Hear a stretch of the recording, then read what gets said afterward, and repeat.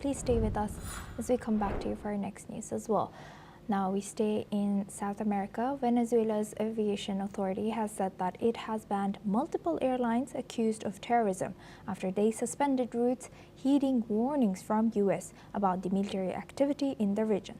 According to Civil Aviation Authority, the affected airlines were Spain's Iberia, Portugal's TAP, Colombia's Avianca, Chile and Brazil's LATAM, Brazil's GOL and Turkish Airlines, and they will have their operational permits revoked for joining the actions of state terrorism promoted by the U.S. government and unilaterally suspending air commercial operations. United States has warned about the increasing military activities in the Caribbean amid a deployment to target narcotics operations, which the Venezuelan President Nicolas Maduro denies. He insists that it is intended to overthrow his government instead. Now for this discussion, we welcome back Shruti Dasgupta. She's an international affairs expert, joins us live from New Delhi. Thank you very much, Shruti, for staying with us. Now, what are we to make of this situation still unfolding between Venezuela and U.S., and how does this Venezuela's decision to ban multiple international airlines reflect its approach? Well, under Maduro, we do know that there are problems in Venezuela, or even before him.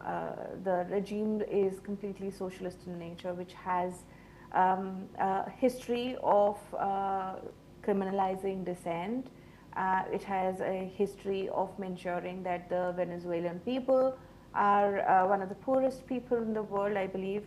And it's basically a very unhappy nation right now. But the answer to Venezuela's socialism problem does not mean American capitalism, which is what the Nobel Peace Prize winner Maria was saying. So there is an ideology problem, whether we understand it that way or not. This particular action by Maduro just proves that the authoritarian regime, his last election has question marks all over it, because the UN itself is suspect of whether he actually won majority or whether the elections were stolen.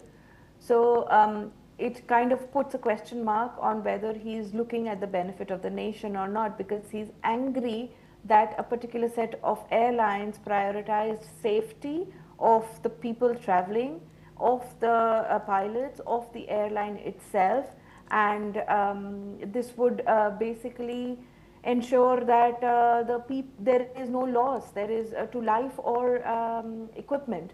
But he's unhappy because it inconvenienced Venezuelan travelers, and it kind of complied with the American narrative. It showed that foreign airlines are willing to listen to American warnings more than Venezuelan authorities, and when they refused to restart their operations, they stayed on ground. He has issued, he's called them part of the terrorism under a banner under USA. So there is a larger conversation to be had behind this, where Maduro has issues, but USA's actions against Venezuela reeks of capitalism, opportunism against the Venezuelan crude oil reserves, and it has very less to do with the misery of the people of Venezuela, or even empowering the people of Venezuela. And going through this military manner, it would probably trigger a war. It would probably trigger skirmishes, border skirmishes if nothing else, if naval and air skirmishes if nothing else. And there is political as well as military posturing happening around this particular news that does not bode well for the world. Right. Thank you for sharing that. With that, I would like to thank Shruti Dasgupta for joining us today and sharing that insight. Thank you very much. Now moving on to